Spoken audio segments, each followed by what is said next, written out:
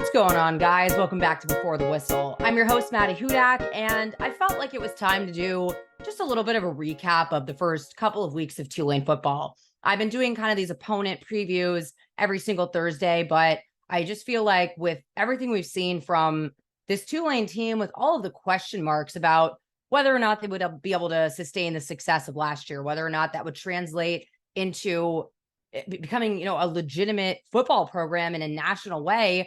It was just announced that there is a docuseries coming out that comes out the first episode at 5 p.m. Central Time on ESPN Plus called Welcome to Uptown, which has been chronicling the last, this season of Tulane football. And really, I think what one would consider more important than last year in the long run in terms of, again, that ability to sustain success for a program that when they've seen this type of success in the last couple of times that it's happened, have lost the coordinator, lost the coaches, quarterback has moved on. You had your head coach coming back. You had your starting quarterback coming back. Starting center, you've seen a starting quarterback go down now for 2 games. He's expected to play this weekend against Nicholls State, as Willie Fritz told the media today after practice. And so getting him back, that's just lagniappe at this point, because really the talk of the town, at least for me, and I've said I played defense. I was a central center back all throughout my soccer years, and I love defense. And there is nothing more that you could ask for from all 3 levels of this Tulane team in terms of their production, their numbers, what they've been able to do for opposing running attacks. I mean, 3 all-conference running backs, again, stopped dead in their tracks, less than 50 yards for each one of them. A total of 25 rushing yards allowed on the ground last Saturday. And it's not like, again, these running backs or these teams have been anything to sniff at either. And then again, you consider the fact that you lost your 2 starting linebackers who played almost every defensive snap last year, save for 1 series in Kansas State, led the team in tackles almost every week and throughout the season. Then you lost your third and fourth leading tacklers in your secondary. We've seen the secondary step up. You see linebackers step up on a week-by-week basis after losing Corey Platt. Tyler Grubbs becomes the leading tackler against Ole Miss. Jesus Machado was the leading tackler in the win against Southern Miss. And then that ferocious defensive line. And it's not just pressure coming from them. It's been really intriguing to watch them blitz Jarius Monroe, bring some linebackers and really flush one side and really have these kind of delayed blitzes. And someone that I really enjoyed talking about defensive line play in a previous episode with was my guest for today. And that is Mike Detillier, who is radio host over at WWL and just has been covering college players, doing his scouting reports for so long now. I loved our first conversation learning about his, believe it was aquatic engineering background. I'm so sorry, Mike, if that was incorrect, but another, again, unconventional journalist, if you will, but he had brought this term up about pajamas and slippers, and that's all you're really able to see on the defensive line and the offensive line throughout training camp. So all these questions people have had both on the Saints and Tulane side, there's really only so many answers that you can provide, but just the way we have seen this Tulane defensive front wreak absolute havoc on opposing running backs, opposing rushing attacks, making quarterbacks have to win in the air and then have coverage like you do in the secondary. Mike is here to really break that all down and more.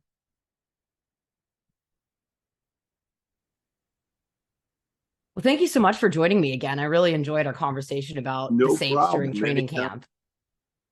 Yeah. And I still keep going back to your comment. It really resonated with me when you said something about how the defensive line and the offensive line during training camp is pretty much just pajamas and slippers. That's really stuck with me. And that was a huge question mark for Tulane's defense kind of going into this year. We knew that they had so much depth there, but with the new defensive line coach and a new defensive coordinator, that was definitely a question mark, I think, going into this year. But for someone that broke down pass rush as well as you did in our last episode, just kind of tell me what you've seen from this Tulane defensive line in these first couple of games.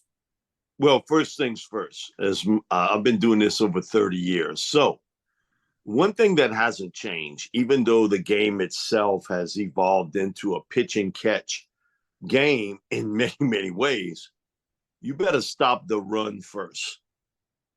Look how well Tulane has stopped the run defensively. Front 7. They're giving up less than 2 yards a rush. I mean, that is really strong because now if I stop the run, I can do things on 3rd and 5, 3rd and 6 to really get you off the field.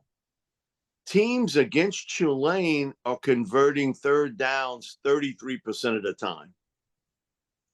Matt, Yeah, I'll they be have. honest. That's exactly what you would want. You'd want your offense to be, anything with the first number being a 4, you're good. But when you're getting off the field 33% of the time, only converting those third downs, and you getting off the field, that's exactly what you want. And think about, they're doing it without, I think before the season, you and I was talking about this, their leading tackler was going to be Corey Platt. He goes down with an Achilles injury, and yet you've been able to stop the run. I do think, Maddy, that is priority anytime you play, is to stop someone's ability to run the football, because now they control the tempo. Just a year ago, how did Tulane win most of their games? They controlled the football with the run, right? With Tajay, offensive line. Pratt came along toward the end of the year and was certainly a big part of it, but it was really built around the running game. If you can stop the run, then I can do a lot of things to affect the passing game, from blitz, coverage, doesn't matter. So I think that has been the biggest surprise for me, just how good they've been to stop the run. And you look at other teams in college football, okay, you're always going to gain yardage via the air. Okay, just because the rules are set up that way, and you have so much of this pitch and catch part of the game. But the physicality of this game is still there. And you got to be able to run the football when you need to and have to. You got to stop the run when you need to and have to, and force that opponent to throw the football. And I can substitute and do different things defensively. So I've been really impressed with Tulane so far, of being able to get that push up front to stop the run without, arguably, which you would have thought would have been their leading tackler in Platt, and being able to do it. So that's been great. That's a big part of Tulane's success early. Certainly, we talk about the offensive side and hitting the big play.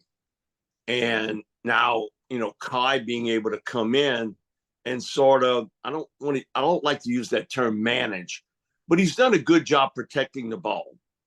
And so now you got to rely a little bit more on your defense until Mike can come back and he can put up those big numbers. So that's been the biggest surprise to me, just how good they've played without Dorian Williams, Nick Anderson.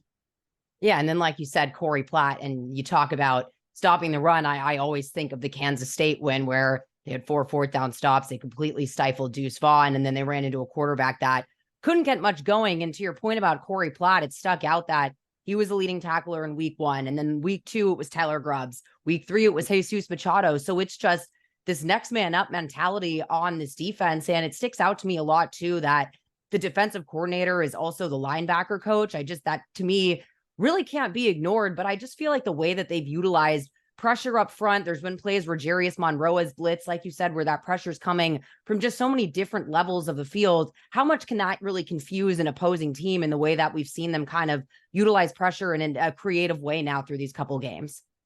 Well, a lot of that has to do with, I don't care what coaches say, because coaches do lie. I hate to break that to people, but they do lie about things. They do fall into a little bit of a trap of running the same plays out of the same formations a lot. And so you kind of become a tendency team. It's hard to figure that out early, Matt, because you don't know, and there's so many changes in college football today. Not day to day, it's almost like minute to minute of people in and out of your program. It really takes 3 or 4 games before you have a good look at what a team does well and what they don't do well.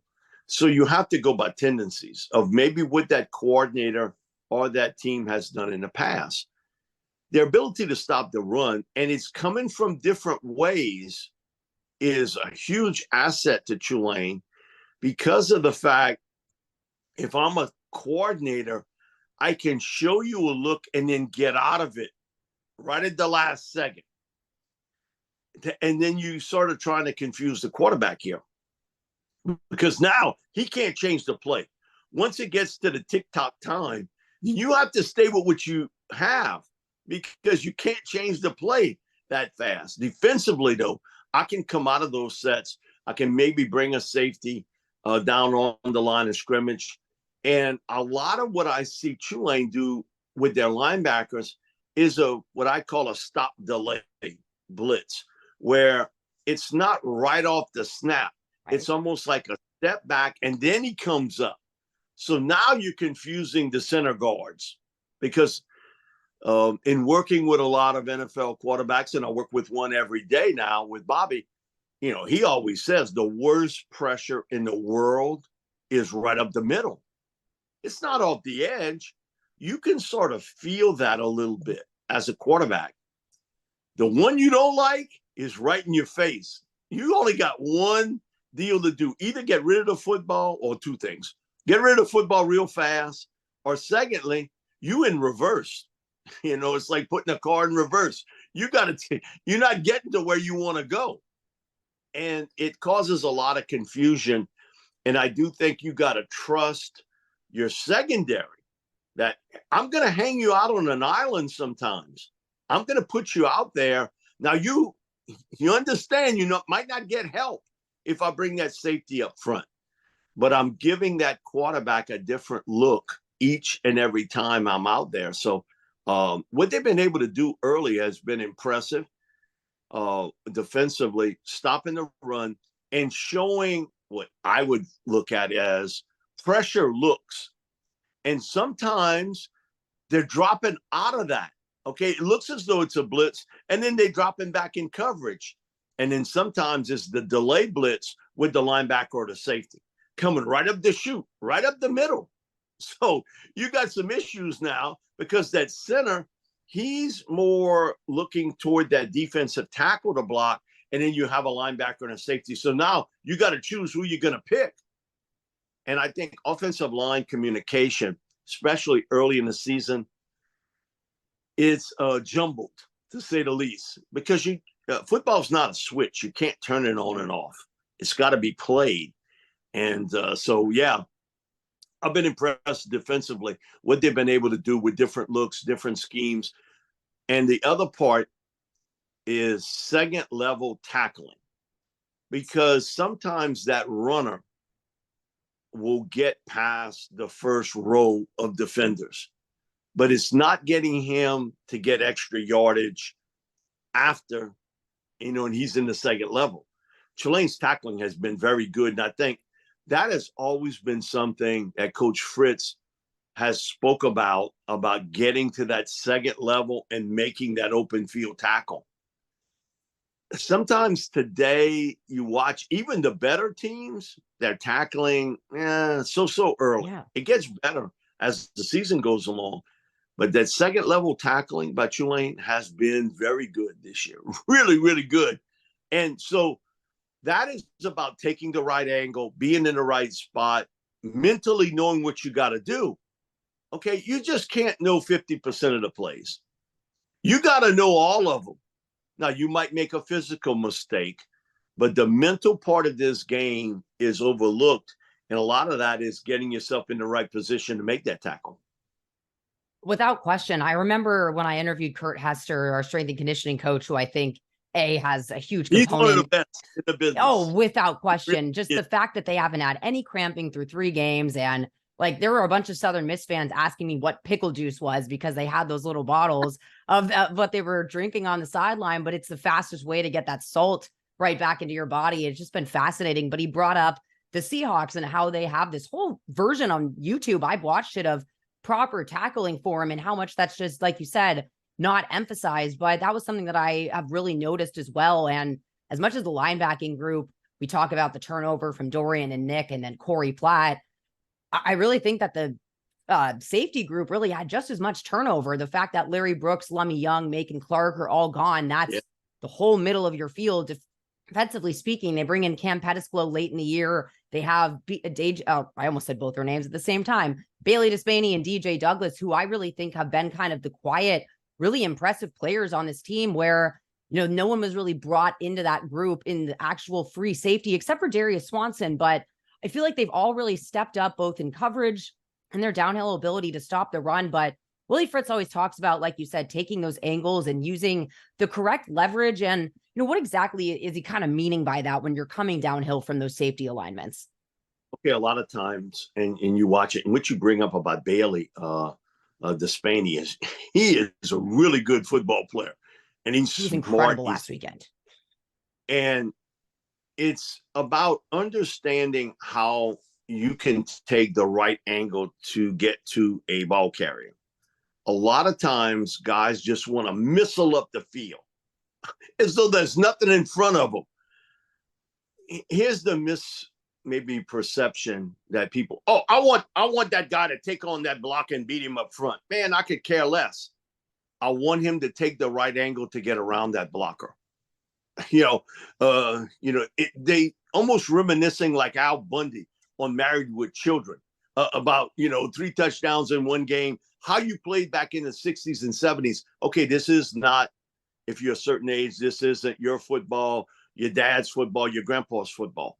This is about getting around big men because those guys up front are huge. Most teams you playing, their offensive line, it's from 290 to 330 pounds, these linemen.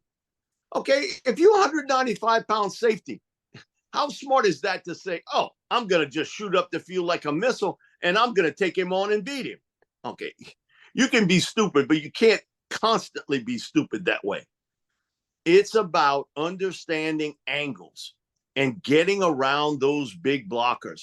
Because once they get moving, Maddy, you see it. Once they get that momentum going, they can't change directions well, but you can.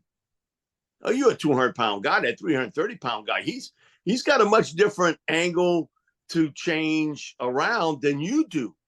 So it's about understanding leverage, and it's about watching where that runner is going to make that cut. And a lot of times that has a lot to do with film study before a game. Running backs have tendencies. A lot of them, once they get to the wide side of the field, they want to cut it inside. So that your spot is inside and someone else gets the outside angle. It's being in the right spot. But a lot of that has to do with preparation, film study, what the coaches explain to them, where different runners like to go with the ball. It's not this stupidity about a 200-pound guy is going to take on a 330-pound lineman, and I'm going to beat him one-on-one. Okay, that's not happening. It's about angle, leverage, and understanding where you have to be on a play.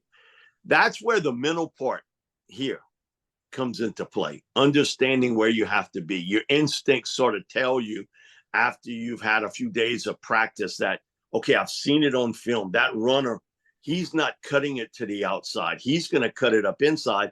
Let me get myself in that position to be there. And so the one thing Coach Fritz has always been about, and I think he's as good as anybody in college football, is preparing his team for an opponent mentally, understanding where you have to be. Now, sometimes you make a mental mistake, but up front so far, if it's the linebackers, the secondary, defensive linemen, they have done a really good job in being able to understand to stop that or close that angle off. Make that runner do something he doesn't want to do. He may see that hole, and once he takes that step, all of a sudden you're in a position or you have the leverage to get there to make the tackle, then he's caught. Or, okay, I'm going to try to bounce it outside, but that's not what I really want to do. You have somebody also with that edge angle. It's about working as a team and making sure you don't get out of position, because that's the worst thing. And I love aggression on defense.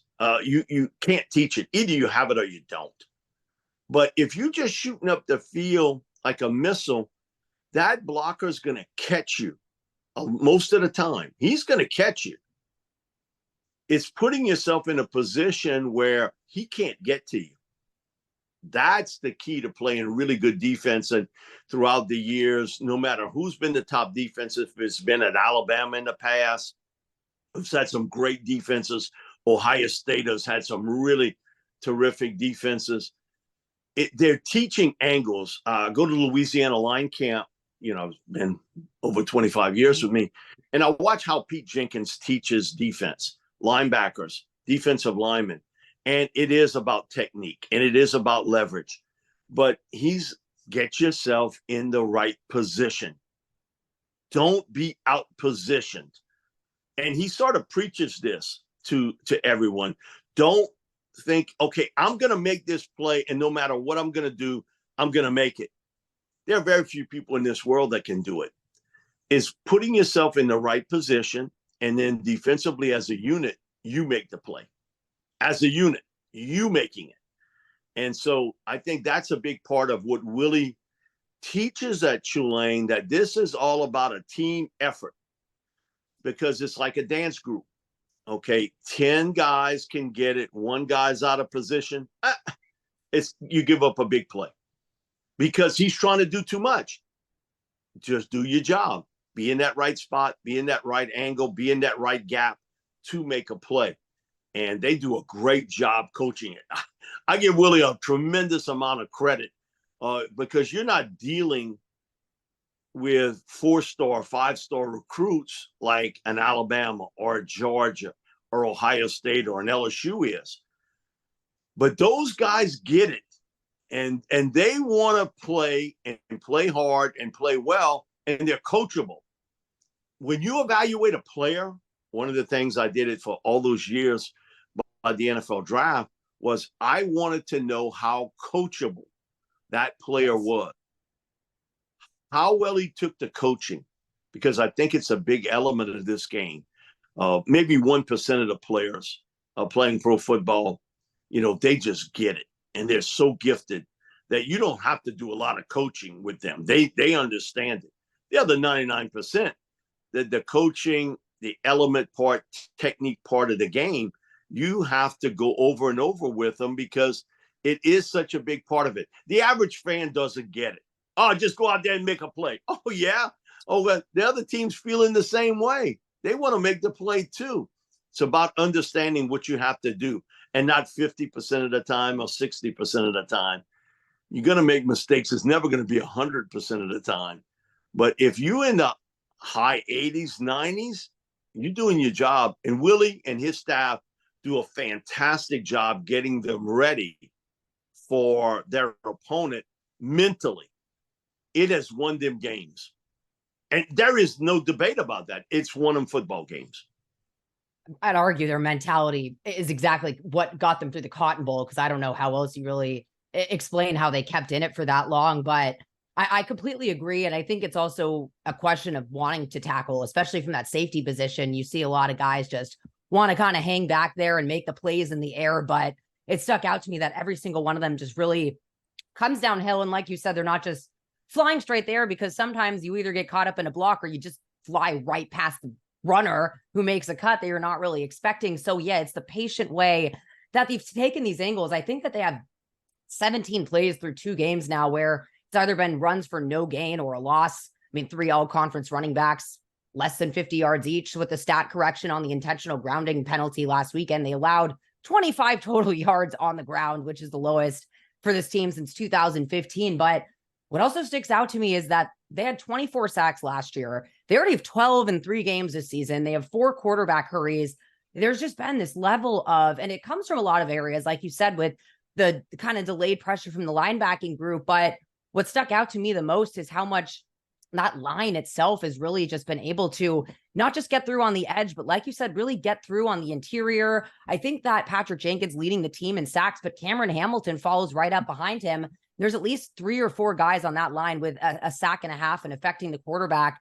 How much does that kind of play into the coaching and what you've seen? Because I also have heard a lot about them having someone on the coaching staff that has some background in martial arts or something, and about hand combat. Now it's all about your use of hands at that defensive line and how much that really plays a role in that pass rush. Okay, I'll go with the martial arts stuff. A lot of that is, you see that especially from the pro ranks. It A might lot of be a the guys, different, not martial arts, so I apologize if that's the incorrect one, but same idea.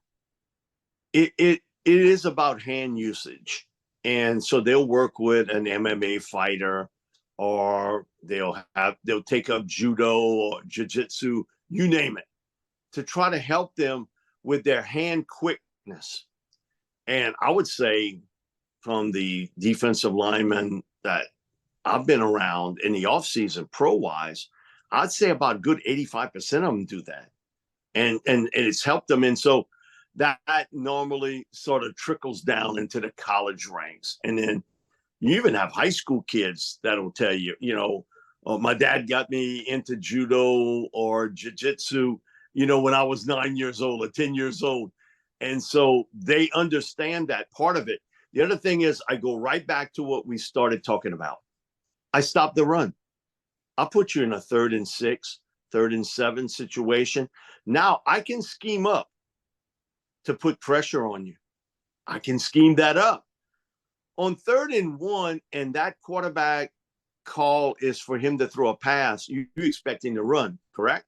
You're expecting him to run the football 3rd and 1. They, now you've put them in a situation. Rarely will teams run the football on a 3rd and 7. Okay. Now, occasionally they'll try to maybe a little delayed draw, but most of the time they're throwing it. So now I can scheme up. I'll try to get my 3 top guys to rush, and I'll send an extra guy, if it's a safety or a linebacker coming at you. But you don't know where that 4th man's coming from. I think that helps, because now somebody picks him up, and then maybe one of your linemen gets free. He gets an opportunity to one-on-one go after the quarterback. And what you want him to do is kind of what I call teacup the edges. Get him to the point where he can't go left or right, so he has to step up in the pocket. So my defensive lineman and my linebacker can get you.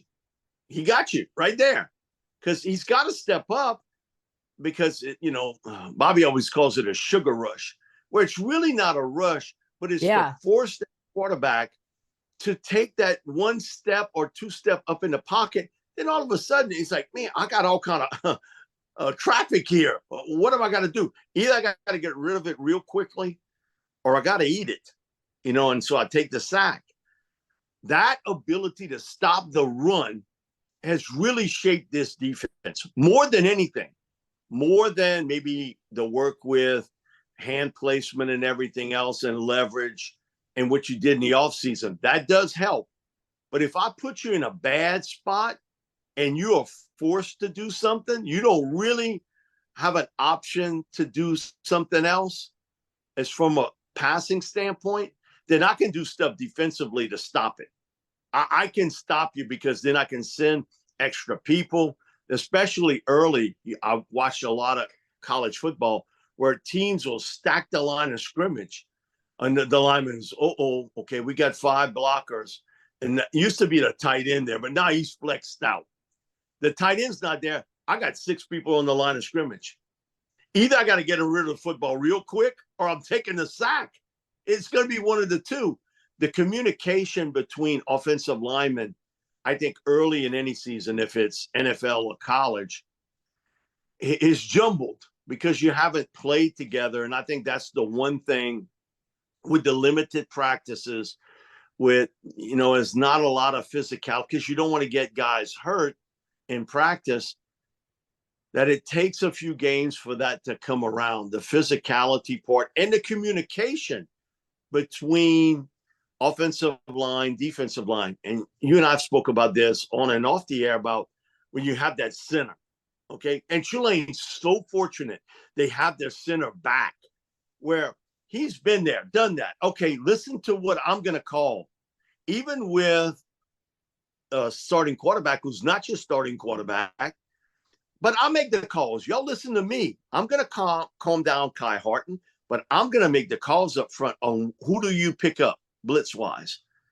Centers, most underrated position on the field. Now, when I said that years ago, no, you just do it saying it because you love the center position. No, it's not that I love the center position. Understand the rules, and I understand basically the techniques of this game and how you win. Was it a coincidence? The two teams on Super Bowl Sunday, they had the two best centers in pro football. Okay, that's not coincidence. That's because those guys can call the protection, understanding when there's a play call being changed. And that's a big plus for Tulane to have their starting center back. And even more important, once Michael Pratt goes down, now you're dealing with a quarterback who's had some experience, but not a lot. And quarterbacks, no matter what, sometimes they don't see every little look. Ainsworth does. And he calms you down. Okay, if maybe you get a little excited or you get hit and you're trying to calm down that quarterback. So you got so much responsibility as a center. And is there any other position that touches the ball every offensive snap? Sometimes you have a running back take the snap. Right. It's not all quarterback, but that center got to touch it. And first things first, you got to make sure that the snap is right. You got to get that first and foremost, but also you are the orchestra leader for the other four offensive linemen. And if you have an inline tight end, you're his boss too. Okay. You're telling him what to do. Tulane's just been blessed with that, to have him come back for another season. That's not like that all the time in college football. And you see, offensive line, the guard messed up. The tackle didn't pick up the guy. The running back didn't pick it up. You know why? He didn't get the call. He didn't get the call from the center. That's why it's easy to point, that guy made the mistake. Well, sometimes it's the lack of communication. And you see it early in college football, especially with a guy who hasn't played a lot at that center position. I'm taking advantage of that. If I'm going up against a first-year center, Maddy, I'm going after him. I'm going to hit him from different places, and I'm going to sort of cock a little bit my defensive tackles to have his eyes looking either left or right, and then I'm going to distract him. I'm going to try to distract him, or I'll put a linebacker right up front, right on top of him. And the experienced guy, man, I didn't see that. You can do all that. That don't distract me. It's a big plus early on in a season to have an experienced center because of all the things that he has to do and do right. But first things first, he got to get the snap off. He got to get the snap right. And that's got to be 100% of the time. You can't ask for 90. That's got to be 100% of the time he gets the snap right to the quarterback. And you see some teams, they got quarterbacks digging the ball out of the turf and almost like every third play. That's not good. He's distracted. When you see that happen, that center's becoming distracted by pressure, either from a linebacker or a safety, or, like I said, they have these defensive tackles at an angle. They sort of cock to you a little bit on either side. So your eyes are wandering, and you take your eyes and your mentality off from making that direct snap, because everything now, what is it? 98% of snaps now in college football is out of the shotgun. Yeah. Yeah. Well, I think about where the Saints traded Jimmy Graham away for Max Unger. And I think I was a little too young to understand the intricacies of football at that point. But I remember in my head thinking, okay, well, this can't be that lopsided of a trade. I'm probably just not understanding things. And then as I grew up, I really realized the importance of that. And then the Saints drafting Eric McCoy to replace him and how much of a difference that's made when they've had 6 different quarterbacks in the last couple of years at this point. But the fact that, like you said, Sincere Haynesworth, he's been there since Michael Pratt's first snap under center in that Southern Miss game in 2020. And I don't think a lot of teams can continuously lose a quarterback for a few game stretches, multiple seasons in a row, and feel confident in that quarterback room. I think the way that you can in Tulane. And like you said before, it's not so much that you'd use the word game management for Kai Horton, but I think all Tulane quarterbacks are very good at, just like you said, taking care of the football, not trying to turn it over. And be the hero and largely rely on the running game, which to me, one of the best things to come out of last weekend as well was, I think you could say that you're really confident in Mekhi Hughes now having 3 game performances that have been incredibly strong, but it was equally as nice to see Shotty Clayton Johnson, I think, skip a few tackles himself. And if they can get production from those two with Mekhi really being the surprise, I think that's a lot more than people might have thought would come out of those 3 games. Yeah, I think, Maddy, when you look at it, if I'm playing Tulane defensively, I'm going to play you a lot of man coverage. My thing is, I want to stop the run because I know what Willie wants to do. Really, Willie wants to run the ball. And he's not subtle about it either. He wants to control the tempo of this game.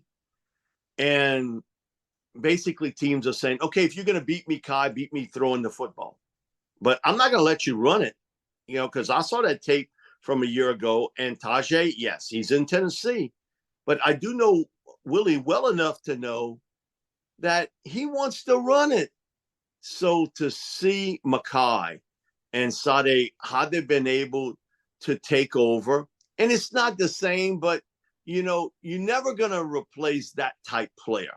You can say running back by committee, we're going to replace it. You never quite replace that guy. But you want to fill in most of the gaps there that Spears brought to the table. One of the things when you look at Tulane's receivers is like Jaquan, he's averaging 25 yards a catch. If you look at Chris, it's over 20 yards a catch. They're doing that a little bit because of the fact they're getting a lot of man coverage, and those guys can run. Okay, so now my thing is, if I can get a short pass to them, like with Jaquan last week, he catches that little short pass, but then he runs right by people. I saw him, because I still live on the bayou, and most of these bayou teams, they're real shaky. But the River Parish teams are really good. If you're talking about a Hornville or a Destrehan or St. Charles Catholic or Lutcher High School or St. James, how much talent is coming out of there. He got overlooked a little bit only because of his lack of size. He wasn't the big receiver. And I think that's all sort of trendy. Sometimes you get into a deal where a coach will say, look, all the big, tall receivers in the NFL, I want that. I'm not crazy about the smaller guy. And he got overlooked. I think what they really overlooked was his quickness and his ability to make something with the football under his arms and how he can take off. Because he's like a track sprinter. Once he gets into open field, he's running. And when you average 25 yards a catch, and what it is, he's got 9 passes and 4 of them are for touchdowns, that's impressive. And Chris the same way, in that they've been able to put up all these numbers. And Lawrence Keys, I'd throw him there into that mix. He's been a really good player this year for Tulane. You're getting a lot of man coverage because I think most defenses are, okay, we're going to try. We have to stack the line because we know Willie wants to run it. Let's get man coverage and tell our corners, hey, you're not going to get a lot of help here. You got to cover those guys one-on-one. Good luck with that, because you're going to get burned. If you can give Kai enough time to throw the football, and it's not about throwing the football 70 yards downfield. It's about giving him a 10, 15-yard pattern, and then one of those guys take off. So if it's Jaquan, if it's Chris, if it's Lawrence, catch the football, make one guy miss, you out into the open field. And so I think that has certainly aided their cause. When Pratt comes back, I think you will see a little bit different look because of the fear of him throwing the deep pass. And maybe years past, you'd say, Mike does the short and immediate real well, doesn't throw the deep ball well. Well, a lot of that has to do with the receiving core, too. And you building that offensive line. But what happened in game 1? He threw the football deep, and they burned South Alabama. Every time they threw it deep. And they caught South Alabama a little off guard because maybe you hadn't seen that on tape a lot. Now, all of a sudden, Mike gives you that element. So you're going to have to play safety high. You can't draw him back up in the box. Well, if you're going to do that, then I'll run the football on you. You're going to get a little better avenue to run the football once Pratt returns, because he gives you that element. And also, too, Mike's done it for so long, and Kai is, he's the backup. And so until you prove it that you can do it over and over, they're going to play Tulane with a lot of 8-man fronts. And I'm sure even Saturday against Nicholls, you're going to see Tim Rebo and his defense. They're going to put people up on the line a lot because they don't want Tulane to grind this out and have their defense on the field. They don't have that type depth, at Nicholls State, defensive line and linebacker wise, to stay on the field. You're trying to get them off. But the fact that offenses have only converted 33% of third down plays tells you defensively you doing your job. And it's a lot of 3 and outs. When 1 out of every 3 times football, you punting, hey, that's pretty doggone good in this league. I don't care how you cut it. The rules are set up for you to gain yardage and to move the football. It's what people want to watch in most cases. Now, I'm a little bit old school. I like that deal of playing a defensive game too. I don't have no problem about that, to be honest. It's just a different world. But, there's so many different elements involved. But the ability to move the football and to stop the run, man, that's never going to change. Never. In our lifetime, that is always going to be a big part of playing defense.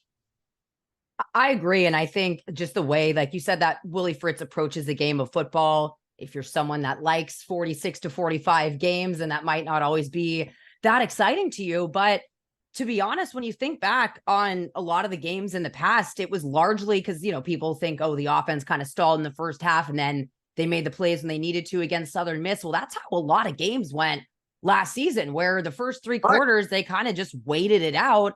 And then the fourth quarter, they made the plays they needed to make on offense, knowing the defense could hold that down. So to have that same sense of confidence with your backup quarterback, and like you said, to have now, I think he was averaging, Michael Pratt, 19.1 yards per throw in that first game, and having the receivers that could consistently pull those type of plays off, even if they kind of start farther back, it's completely different than, the Deuce Watts, Shea Wyatt kind of offense that we saw last year. So the fact that they've just been able to totally switch gears over to that and, work on this running game while still being able to do all this. I mean, just how much does that really, I know we talk about Willie Fritz all the time, but, people that have followed Tulane for a long time, I think, can appreciate how impressive this season has been. But given how, again, Tulane has usually been in the past, it's rare that they've had that level of success last year and then really feel like there's something special brewing the next year. And just how much does that really go back to the philosophy of a head coach? Maddy, I think I always look at head coaches this way. It's their ability to adjust to the talent on hand. Okay, you don't have the same team every year. And now with the transfer portal, NIL, it's constant movement all across the board in college football. One thing that has made Willie a special coach at Tulane is the fact that he's been able to adjust to the talent that he has on hand and utilize their talents to the fullest. Last year was much more of a run-oriented team. Hell, I'd have done that myself if I got Tajay Spears. Right. I'm going to kind of lean on him or throwing in the football coming out of the backfield. Now, you look at a lot of those passes, it was almost like an extended handoff. Pratt wasn't throwing it far downfield. It was right along the edge. This year, knowing he didn't have that one back like that, he had to adjust to, okay, we're going to be a running back by committee, but the receivers I have can stretch the field, and I have a quarterback that can do that. He didn't have to do that last year. They were able to play it differently. That's the success of a coach. It's not being hard-headed. You got some coaches, they come into this with a scheme. I'm going to do it my way, and I don't care about the talent. I'm going to run things my way. And Tulane's had coaches like that in the past. They had a certain system. No matter what the talent was around them, They were going to run what they knew. Willie's greatest asset is not only is he a great teacher, but is his ability to mentally adjust his team to the talent he has in front of him. Because every year it's going to be different in college football, every year. And it changes daily, so to speak, in the offseason with movement. That's the two greatest assets of his teaching skills and his ability to adjust to the level of play and playing to their strengths. You can't be hard-headed. And, he was always known as a running coach, okay? Well, then look what happened in game one before Pratt gets hurt. They were throwing the football deep downfield, and they caught South Alabama flat-footed on that. Absolutely. Yes. Because they expected to see what we've seen in the past with Mike, and I thought he was very good at that short intermediate stuff. Okay, get that 8 or 9 yards. Maybe the guy breaks a tackle and he gets it to 15. But they were really stretching the field. And South Alabama defenses, because their deal was, okay, I saw on tape last year, they run the football. I bring my high safety and I put him up in the box. No, I'm throwing the football. So Jaquan ends up in the end zone twice.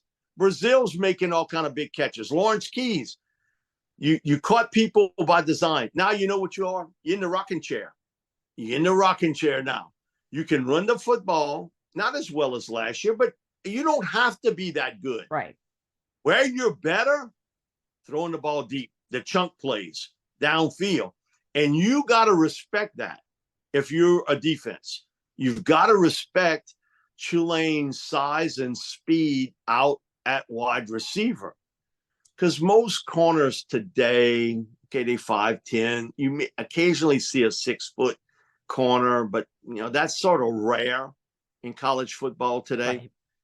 Look at the size of Tulane's receiver. Now, Jaquan's not a big guy, but he scares the bejesus out of you when he runs upfield, because he's got like a second, you're kicking into gear, second gear, third gear, and he's got enough, and he's out into the open field. You have to respect that, and what that does is open up different lanes rushing wise. So, man, right now Tulane's in the rocking chair, where once Mike can come back healthy, then you've got that ability to stretch the field vertically. But now your offensive line has a feel for the backs. If it's Mackay, if it's Clayton Johnson, whoever they have in the backfield, on what they can do well and what they can't. Because now they've touched the football quite a few times early in the season.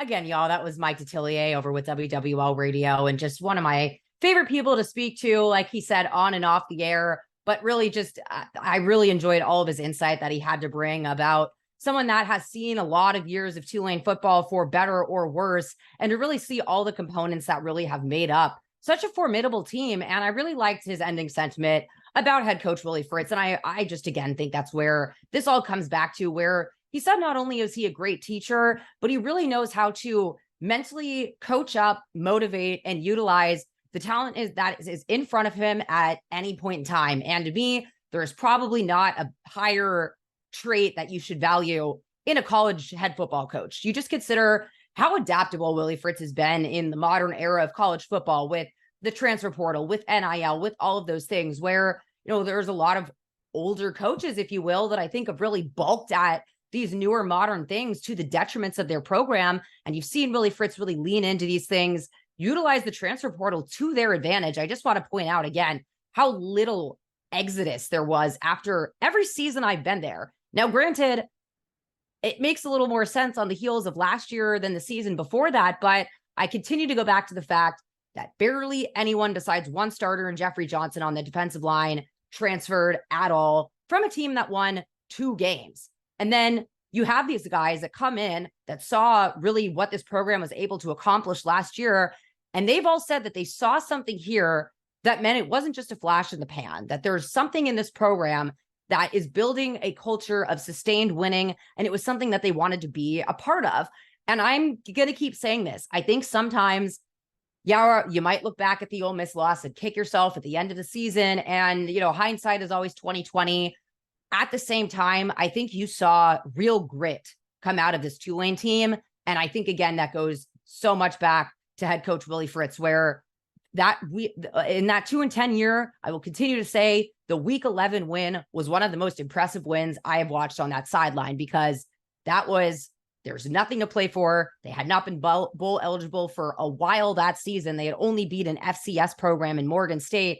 They come out against USF, and it is like me and Parker Waters, the photographer, were just staring at each other in disbelief as to how did this happen, because things did get a little tough after the Tulsa overtime loss at homecoming just the week prior. And I just said, to me, if I don't know exactly what it is, but I know that Willie Fritz has it, because he has these guys locked in week 11, playing just for themselves, for this brotherhood, for their program, and getting them that mentally focused that late in the season. And then we talked about during the podcast, about those games where you have to win them in the air, the 46-45. We've seen them win in really wild fashions, but I think you've seen Tulane really lean into the fundamentals of what makes them great as a program. And it really is simple: controlling the running game on both sides of the football, controlling time of possession, limiting turnovers. Those are really the three very simple recipes to building a winning football program.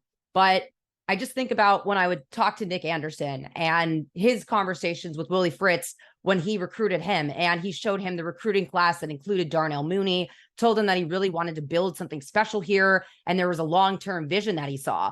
And then he would say how much he learned from guys like Marvin Moody, the starting linebackers the year that I came in. Well, now you see Jesus Machado, you saw Corey Platt, unfortunately, just in one game, but they learned from these guys. But then you have Tyler Grubbs, an outsider, coming in, understanding what this program is trying to do, being the leading tackler the week after the starting linebacker goes down against an SEC program. And then they go out and play Southern Miss like that, hold them to 3 points. Again, 25 rushing yards, lowest for Tulane since 2015. I mean, that is just incredible top to bottom coaching that all starts at the top to me, and their ability to replace the entire middle of that field, defensively speaking. As much as we talked about the safeties in that podcast, about their ability to take good angles and space and make those tackles, just as impressive to me has been their ability to cover and offer true range in that backfield as coverage safeties. Like we saw Bailey Despaney carry several routes really far downfield and offer help over the top against Southern Miss. All three levels of this defense are executing to perfection, and you have two running backs really starting to take hold. You feel confident in Kai Horton. You feel incredibly confident in Michael Pratt. And just like he said, having your center back, probably one of the more quietly important things for Tulane this season, in addition to just what I think has been an incredible job in their conditioning year after year by Kurt Hester. And you're seeing it long-term, and you're seeing it in games. These guys are pound for pound outmatching their opponents in physicality and toughness, and it's been a pleasure. So I hope that everyone's here to see a really good game on Saturday against Nicholls State. It's Nicholls, not Nicholls State. That's how they like to say it. Again, with that kickoff at 6 and our pregame coverage starting at 5 o'clock. We are on 99.5 FM this week as our broadcast group because of the iHeart Radio Music Festival on 104.1. So if you tune into there and are hearing a concert, make sure you get to 99.5, or Corey, myself, and Steve Barrios will have you covered. And with that, I'll see you all next Tuesday.